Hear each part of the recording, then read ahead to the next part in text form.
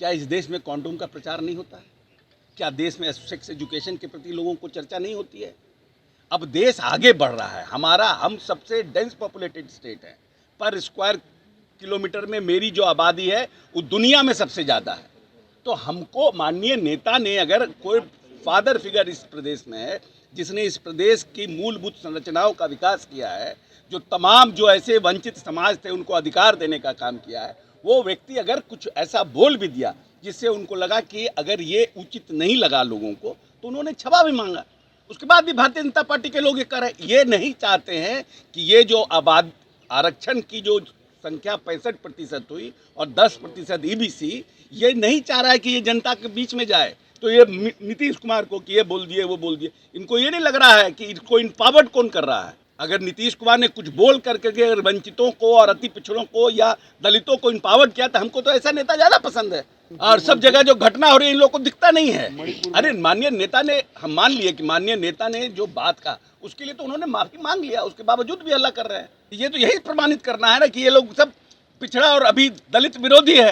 ये लोग अगर बिल पढ़ते और बिल पर आज सुझाव देते नेता को कि इसमें एक ऐड करिए, इसमें ये ऐड कीजिए, आप 65% किए इसको 70% करिए, तो समझ में आता कि कुछ पढ़ करके आए हैं, कुछ बोल रहे हैं, सुझाव दे रहे हैं, तो वंचितों के अधिकार का बढ़ावा मिलता।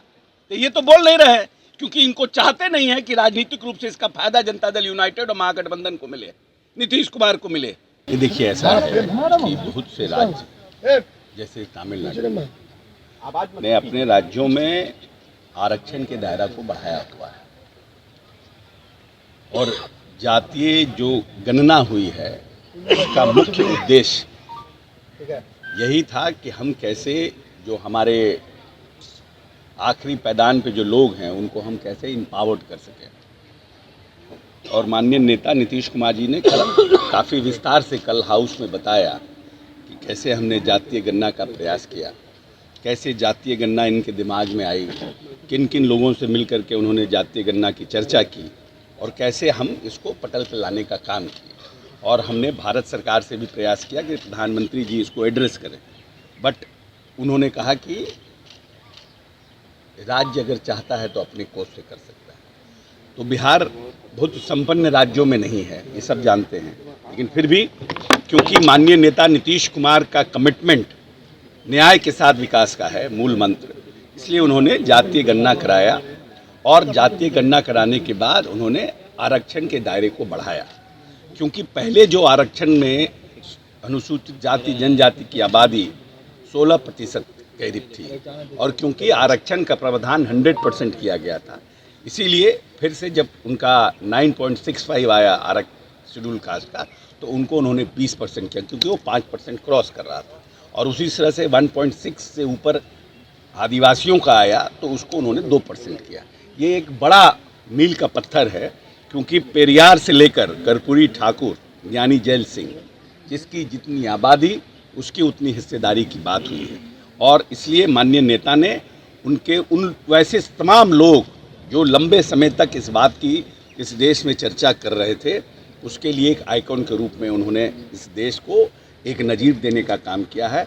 और हम पूरे जो दलित समाज, अनुसूचित जाति समाज और उनके प्रति संवेदना रखने वाले जितने लोग हैं अति पिछड़ों के प्रति, माननीय नेता को कोटि कोटि धन्यवाद देते हैं। इसके बीजेपी के लोग हैं हाथी के दांत, दिखाने के लिए कुछ और खाने के लिए कुछ और। कल तो इन्होंने जो बिल आया उसके ऊपर तो उन्होंने समर्थन किया, लेकिन इस समर्थन का फायदा जनता तक कैसे ना पहुंचे, इसीलिए ये सब बिदंगड़ा कर रहे हैं। मुख्यमंत्री का बयान, मुख्यमंत्री ने जो बात कही कि कैसे महिलाओं को, ठीक है मुख्यमंत्री का तरीका हो सकता है बात करने का गलत है, लेकिन क्या इस देश में कॉन्डोम का प्रचार नहीं होता है? क्या देश में सेक्स एजुकेशन के प्रति लोगों को चर्चा नहीं होती है? अब देश आगे बढ़ रहा है, हम सबसे डेंस पॉपुलेटेड स्टेट है। पर स्क्वायर किलोमीटर में मेरी जो आबादी है वो दुनिया में सबसे ज़्यादा है। तो हमको माननीय नेता ने, अगर कोई फादर फिगर इस प्रदेश में है जिसने इस प्रदेश की मूलभूत संरचनाओं का विकास किया है, जो तमाम जो ऐसे वंचित समाज थे उनको अधिकार देने का काम किया है, वो व्यक्ति अगर कुछ ऐसा बोल भी दिया जिससे उनको लगा कि अगर ये उचित नहीं लगा लोगों को, तो उन्होंने क्षमा भी मांगा। उसके बाद भी भारतीय जनता पार्टी के लोग ये कर रहे हैं, ये नहीं चाहते हैं कि ये जो आरक्षण की जो संख्या 65% हुई और 10% ईबीसी, ये नहीं चाह रहा है कि ये जनता के बीच में जाए। तो ये नीतीश कुमार को कि ये बोल दिए वो बोल दिए, इनको ये नहीं लग रहा है कि इसको इम्पावर्ड कौन कर रहा है। अगर नीतीश कुमार ने कुछ बोल करके अगर वंचितों को और अति पिछड़ों को या दलितों को इम्पावर्ड किया तो हमको तो ऐसा नेता ज़्यादा पसंद है। और सब जगह जो घटना हो रही है इन लोगों को दिखता नहीं है। अरे माननीय नेता ने, हम मान लिए कि माननीय नेता ने जो बात कहा उसके लिए तो उन्होंने माफी मांग लिया, उसके बावजूद भी हल्ला कर रहे हैं। ये तो यही प्रमाणित करना है ना कि ये लोग सब पिछड़ा और अभी दलित विरोधी है। ये लोग अगर बिल पढ़ते और बिल पर आज सुझाव देते नेता को कि इसमें एक ऐड करिए, इसमें ये ऐड कीजिए, आप 65% किए इसको 70% करिए, तो समझ में आता कि कुछ पढ़ करके आए हैं, कुछ बोल रहे हैं, सुझाव दे रहे हैं, तो वंचितों के अधिकार का बढ़ावा मिलता।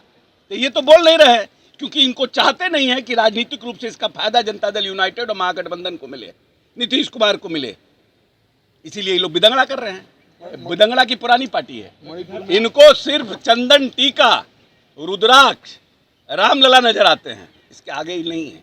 क्या किया गया जंतर मंतर पर पहलवानों के साथ भाजपा पुलिस द्वारा तंज दबाए गए, तब बीजेपी के लोग कहाँ थे, ट्वीट क्यों नहीं कर रहे थे? ठीक है, ठीक बात है ना भाई, आपका दोहरा नहीं ना हो सकता है सेंसिटिविटी। आप संवेदनशील हैं किसी इंसान के लिए, तो सब इंसान के लिए संवेदनशील रहिएगा। हिंदू के लिए रहिएगा, मुसलमान के लिए नहीं रहिएगा, मुसलमान के लिए रहिएगा, सिख के लिए नहीं रहिएगा। तो इसका मतलब कि आप पारदर्शी नहीं हैं।